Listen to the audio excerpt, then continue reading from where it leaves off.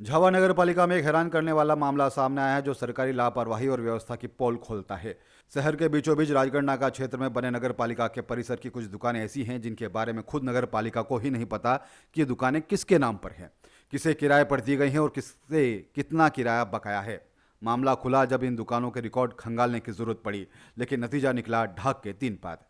कोई दस्तावेज, कोई लीज पेपर, कोई किराया रसीद, कुछ भी नहीं मिला। नगर पालिका को जब कुछ समझ नहीं आया तो उन्होंने नायाब तरीका अपनाया, अज्ञात किराएदारों के नाम नोटिस चिपका दिए। हाँ, आप सही सुन रहे हैं, नोटिस उस किराएदार को जिसका नाम खुद नगर पालिका को नहीं मालूम। अब इसे लापरवाही कहें या व्यवस्था का मजाक, मगर इससे कई गंभीर सवाल उठते हैं। क्या इन दुकानों को मन मर्जी तरीके से बिना रिकॉर्ड के अलॉट कर दिया गया था? क्या किसी खास नेताओं, अधिकारियों या रसूखदारों को फायदा पहुंचाने के लिए किया गया था? क्या यह सब बिना भ्रष्टाचार की छांव के मुमकिन है?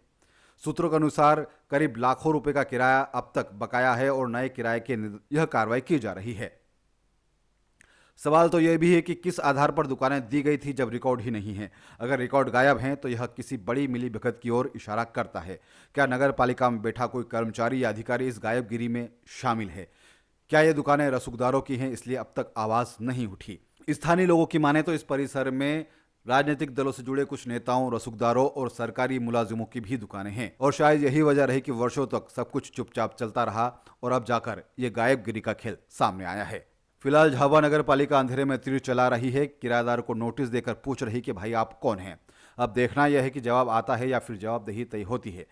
देखिए, हमने जैसे मैंने जानकारी लिया था राजस्व शाखा से, उसके बाद फिर उसमें परीक्षण के लिए भेजा। मौके पर जांच की गई है।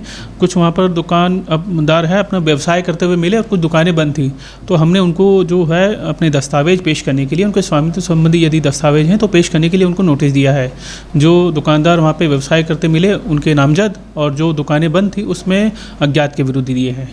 नहीं, उनका किराया जमा नहीं हो रहा है, वो दुकानें हमारे पास रजिस्टर्ड नहीं है। हाँ, यहाँ जो स्टाफ से जो जानकारी मिली है उसके अनुसार पूर्व में दुकानें नीलामी में दी गई है, परंतु उसकी नस्ती यहाँ से गायब है। तो अब उसमें जो भी विधिक कार्रवाई है वो कर रहे हैं हम।